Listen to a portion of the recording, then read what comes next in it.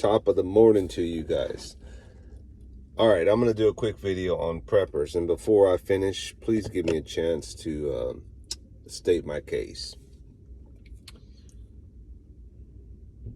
I've been on YouTube since 2013. And mostly for the preparedness of SHTF, Doomsday, whatever. Zombie apocalypse. I've been keeping my eye on everything. Fast forward to 2022. We're about to go into 2023 in a couple of months or less. This month's pretty much over.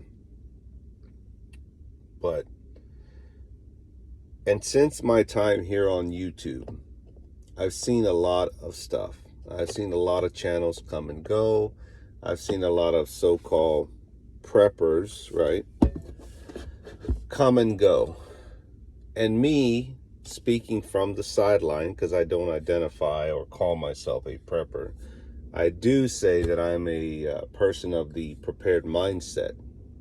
Whatever I've done has worked for me and has gotten us through events in the sense of, power outages, the freeze here in Texas last year, just things that I felt have carried myself and my family through those little tested times. No, they haven't been major SHTF. No, they haven't been big events that I can say, oh, the preps came in handy, but having extra stuff on hand, toilet paper, etc., all that's been helpful. And I take pride in that as far as being prepared. But speaking on the advocate level for preppers, so-called preppers, I really encourage and support that side of YouTube. That said, again, I don't call myself a prepper.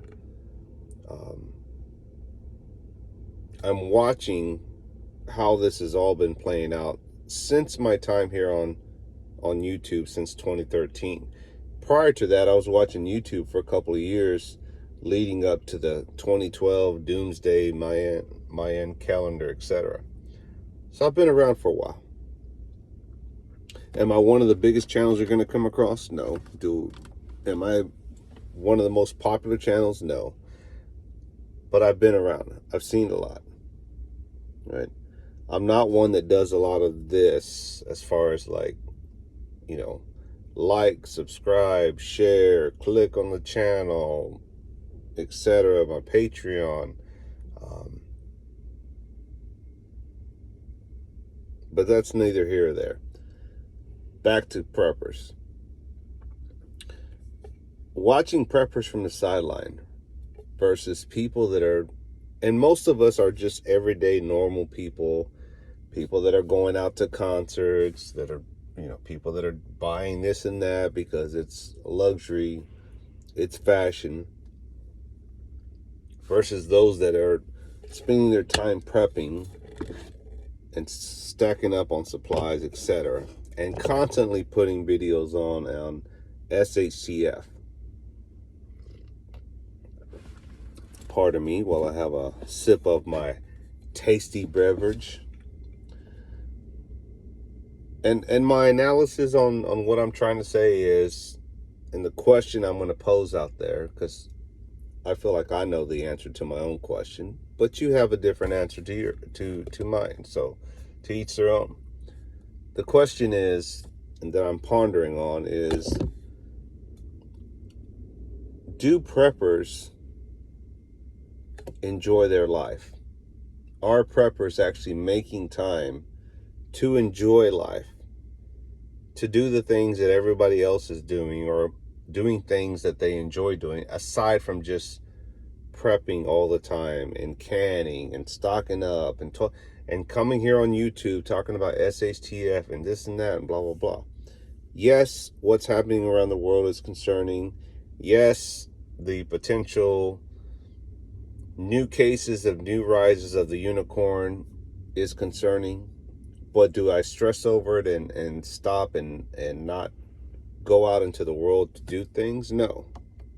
And you shouldn't either.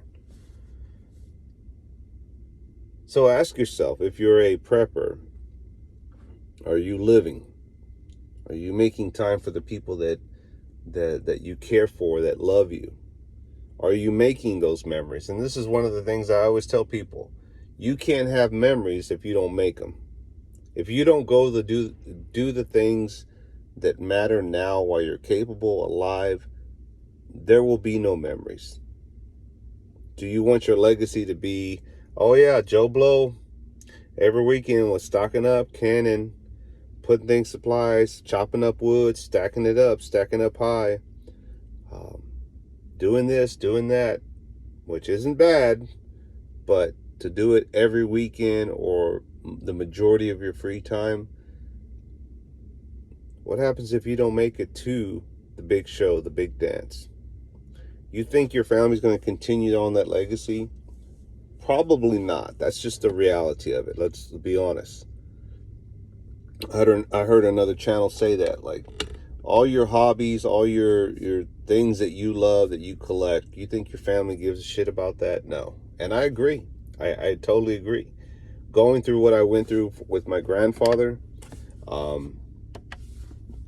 unfortunately, I had to get rid of a lot of his stuff that mattered to him, stuff that he collected over his lifetime in that house, which was probably 50 plus years. And I say 50 plus meaning in the 50s. He had been living in that house collecting stuff that I had to just either throw away, sell to raise some money, give away because there was only so much I could take and bring home. But a lot of the stuff I have no use for. Now there's stuff that I kept, obviously, that mattered, that because he was a big hunter.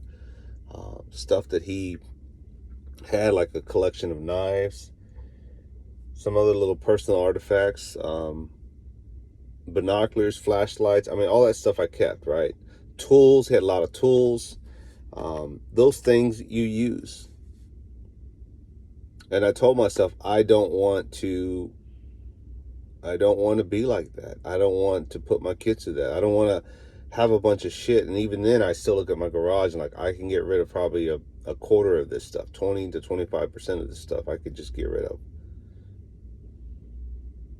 Be mindful of your preparedness, of your SHTF mindset, of your spinning your wheels, living as a prepper, and forgetting to live and enjoy your life, and realize how much you're missing out on, how much happier it can be.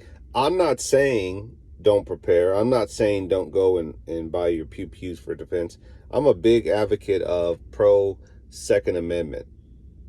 Now, there's some people out there that just go extreme overboard and have to have 5 of these and 5 of that, and 100,000 rounds of XYZ, blah, blah, blah.